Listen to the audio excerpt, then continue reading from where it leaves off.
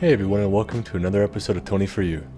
Lately, I've been thinking a lot about RPG Maker. Ever since the new release of the game Omori, I've been thinking back to the amazing games I used to play as a kid for free.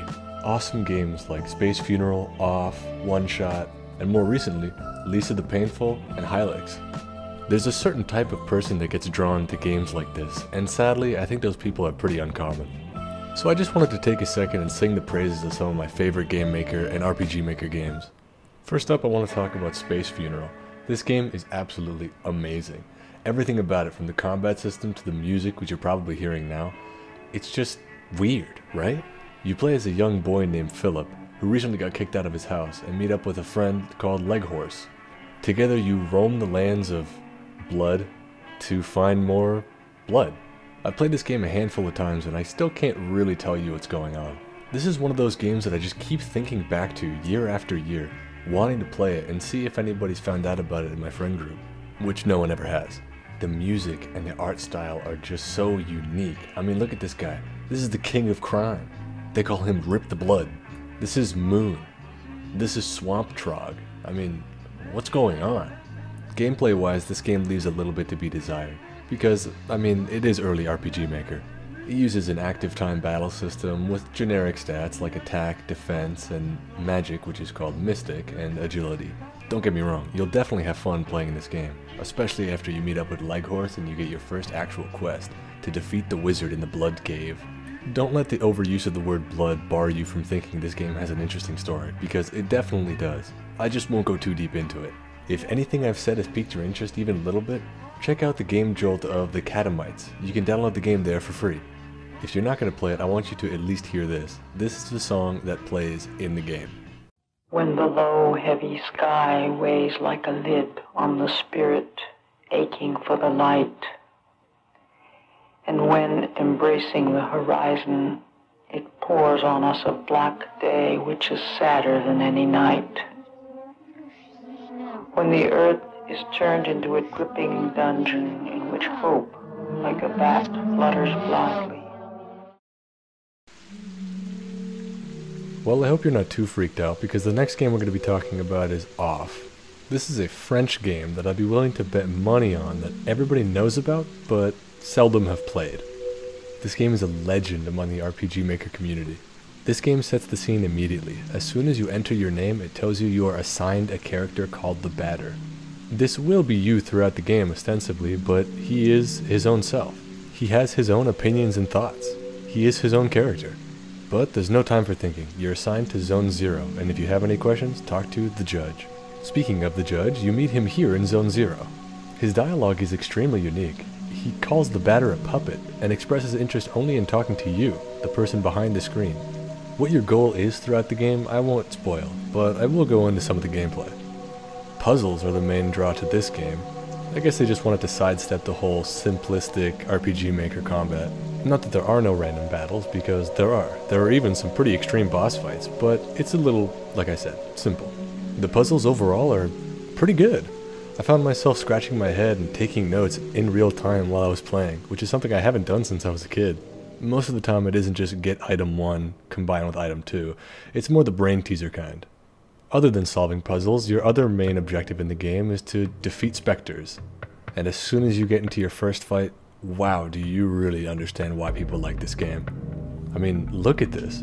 Everything about it is just so weird and unique and eye-catching. The specter design, the background, and that music, ooh! That distinct hand-drawn art style lends itself so well to the freaky, off-putting designs. Speaking of style, the atmosphere of the game is extremely on point. Exploring the world of Off will leave you mesmerized. Every nook and cranny of this game has some type of world building that'll give you a better insight on how this strange land operates. Going through this game, you'll get mountains and mountains of lore you can't really make heads or tails of, and even after beating the game, I can't really either.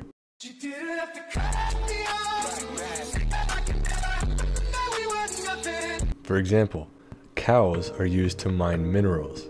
Smoke is what people breathe in this game, and miners dig for it and put it into bottles, and let the rest float up into the atmosphere, creating a habitable environment. Despite all this weirdness, I never really felt that I didn't understand it. It got me in a headspace where I just thought this stuff was normal, which is not easy to do. If you love exploration and solving puzzles, check out Off. It's free. You can get it off the official offfandom.com. I would recommend getting version 2.0, and so would Mortis Ghost, the creator of this game. She's great, by the way. Next up is a game I'm sure all of you have heard of, and a good amount of you have played, and it's a game I hold very near and dear to my heart. This is a game I wanted to talk about in its own separate video, but I don't think I can do it justice. I love it so much, and it's crazy to think that it was made in RPGMaker. That game is Lisa, the Painful. Actually, the whole series is great, but I'm going to give a brief description on all of them. But don't get me wrong, if you only want to play Lisa the Painful, that's okay too. It's one of my favorite games ever, and you won't be disappointed if you play that alone. Playing the whole series will give you a bit more lore, and you'll really understand the motivations of the characters, but it's not necessary. In Lisa the First, you play as Lisa Armstrong. At first glance, this seems like another Yume Nikki clone, but if you look deeper, this game is full of symbolism and quite disturbing iconography. Lisa is a young girl trapped under the watchful eye of her abusive father. After running away from home, you enter a grassy field which transitions into a red hellscape, and then you enter a lobby-like system. This is where the bulk of the game will be played, a lot like Yume Nikki. Every exit will lead to a different destination, and you're free to experience the story in any way you see fit. There's absolutely no combat in this game, it's all just avoiding traps and solving puzzles. The more you play, the more you'll understand about Lisa. This is a horrific story, and it's not to be taken lightly. If you have a hard time dealing with depictions of trauma and abuse, you can skip this one. But to those of you who want to get into the Lisa franchise and know as much as you can about it, don't skip this one. You can get this one on rpgmaker.net for free. Next up on the list is the first game you have to pay for, Lisa the Painful, the game that initially made me want to make this video. You play as Brad Armstrong, brother of Lisa from the first game. Long story short, it's the apocalypse. A large flash happened and all of a sudden, the world has no more women in it. Save one. One baby girl is found alone in the middle of a valley, picked up by Brad Armstrong, a man with many demons following him. As a way of atonement for his troubled past and feelings of guilt towards his sister, he makes it his duty to raise this girl away from the horror that awaits her if anyone else were to find her.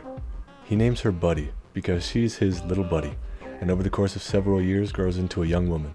The game starts proper when Buddy goes missing, and most of the friends that helped you raise her are dead or missing. Unlike Lisa the First, this game has combat, and a pretty good system too. Your adventures through Olathe will find you coming into contact with many different colorful characters, all with a unique history and fighting style. This game is filled to burst with awesome side content and amazing characters. And the music, don't even get me started, ooh, Widdly Too Diddly knocked it out of the park. Summer Love, 666 Kill Chop Deluxe, and Boy Oh Boy being some of my favorites. The man even samples Du Lin from Shenmue. If that isn't memorable, I don't know what is.